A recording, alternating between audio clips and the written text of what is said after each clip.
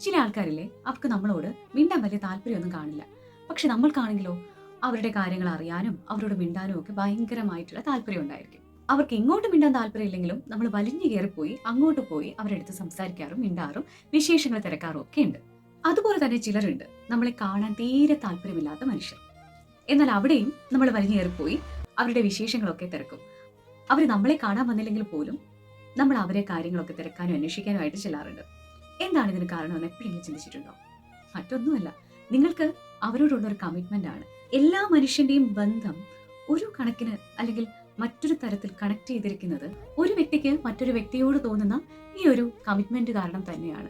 ആ കമ്മിറ്റ്മെന്റ് എന്ന് പറയുന്ന വാക്കിന് മൂല്യം വരുന്നതും ഇത്തരം സാഹചര്യങ്ങളിൽ തന്നെയാണ്. നിങ്ങൾക്ക് ഒരു വ്യക്തിയോട് തോന്നുന്ന സ്നേഹവും ആത്മാർത്ഥതയും ഒക്കെ തന്നെയാണ് നിങ്ങൾ വീണ്ടും വീണ്ടും ഇങ്ങനെ ആൾക്കാരെ കാണാൻ ആഗ്രഹിക്കുന്നതും അല്ലെങ്കിൽ സഹകരിക്കാൻ ആഗ്രഹിക്കുന്നതും അവരുടെ വിശേഷങ്ങൾ വിളിച്ചന്വേഷിക്കുന്നതിനും ഒക്കെ പിന്നിലെന്ന് പറയുന്നത്. ഇത്തരത്തിലുള്ള കമ്മിറ്റ്മെന്റ് നിങ്ങൾക്കുള്ളതുകൊണ്ട് തന്നെയാണ് എന്തൊക്കെ തിരിച്ചടി കിട്ടിയാലും അവരിലേക്ക് നിങ്ങളെ വീണ്ടും അടുപ്പിച്ചുകൊണ്ടിരിക്കുന്ന ഒരു കാരണം.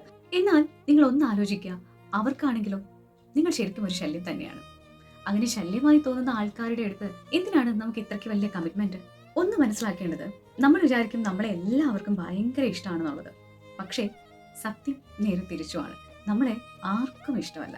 കൂടുതൽ പേരെ ഒരു എണ്ണം എടുത്തു കഴിഞ്ഞാൽ ഇഷ്ടമുള്ളവരെക്കാൾ കൂടുതൽ ഇഷ്ടമില്ലാത്ത ആൾക്കാർ തന്നെയായിരിക്കും. ഈ ലോകത്ത് നമുക്ക് ഒരിക്കലും നമുക്ക് നിർബന്ധം പിടിക്കാൻ പറ്റില്ല നമ്മളെ എല്ലാവരും സ്നേഹിക്കൂ എന്നുള്ളത്. അത് ഓപ്പോസിറ്റ് നിൽക്കുന്ന ആളുടെ പ്രയോറിറ്റിയാണ്, അവരുടെ ചോയ്സ് ആണ്. പക്ഷേ എപ്പോഴും നമ്മൾ വിചാരിക്കാനുള്ളത് നമ്മളെ ഇഷ്ടപ്പെടുന്നവരെക്കാൾ കൂടുതൽ നമ്മളെ വെറുക്കുന്നവർ അല്ലെങ്കിൽ ഇഷ്ടമില്ലാത്തവരാണ് എന്നുള്ളതാണ്. ആ സത്യം നമ്മൾ എന്ന് മനസ്സിലാക്കുന്നോ, ആ റിയാലിറ്റി നമ്മൾ എന്ന് അക്സെപ്റ്റ് ചെയ്യുന്നോ, അവിടം തൊട്ട് നമ്മൾ നമ്മളെ സ്നേഹിച്ചു തുടങ്ങും. അവിടം തൊട്ട് സാഹചര്യങ്ങളെ നമ്മൾ പൊരുത്തപ്പെടാനും ആ സാഹചര്യങ്ങളെ നമ്മൾ അഡോപ്റ്റ് ചെയ്യാനും പഠിക്കും. ഇനിയും സമയം ഒട്ടും വൈകിട്ടില്ല. മറ്റുള്ളവർക്ക് നിങ്ങളുടെ അടുത്തില്ലാത്ത ഒരു കമ്മിറ്റ്മെന്റും നിങ്ങൾക്ക് മറ്റുള്ളവരോടും വേണ്ട. എന്തിനാണ് നമുക്ക് പ്രാധാന്യം തരാത്ത അല്ലെങ്കിൽ നമ്മളെ അക്സെപ്റ്റ് ചെയ്യാത്ത മനുഷ്യർക്ക് വേണ്ടി നമ്മൾ ഈ കമ്മിറ്റ്മെന്റിൽ പിടിച്ചിങ്ങനെ ഇരിക്കുന്നത്? അതിൻ്റെ യാതൊരു ആവശ്യമില്ല. അവർക്കൊന്നുമില്ലാത്ത ഒരു കമ്മിറ്റ്മെന്റും നിങ്ങൾക്ക് അവരോടും വേണ്ട അല്ലെങ്കിൽ അവരോടും ഇല്ല എന്ന് നിങ്ങൾ എന്ന് തീരുമാനിക്കുന്നോ അന്ന് നിങ്ങൾക്കൊരു പുതിയ ലൈഫ് ഉണ്ടാവും. ലൈഫിൽ എന്തും നിങ്ങൾക്ക് ഡിസൈഡ് ചെയ്യാം അല്ലേ? പക്ഷെ ആ ഡിസൈഡ് ചെയ്യുന്നത് നമ്മുടെ ലൈഫിനെ തകർക്കുന്ന രീതിയിലുള്ള കാര്യങ്ങളാവരുത്. ഏറ്റവും ബ്രൈറ്റ് ആയിട്ട് നമ്മുടെ ലൈഫിനെ കൊണ്ടുപോകുന്ന രീതിയിലായിരിക്കണം. അപ്പോൾ ആദ്യം നമ്മൾ അക്സെപ്റ്റ് ചെയ്യേണ്ടത് റിയാലിറ്റിയാണ്. അങ്ങനെ റിയാലിറ്റി അക്സെപ്റ്റ് ചെയ്ത് തുടങ്ങുന്നിടത്താണ് നമുക്കൊരു മനോഹരമായ ലൈഫ് തുടങ്ങുന്നത്.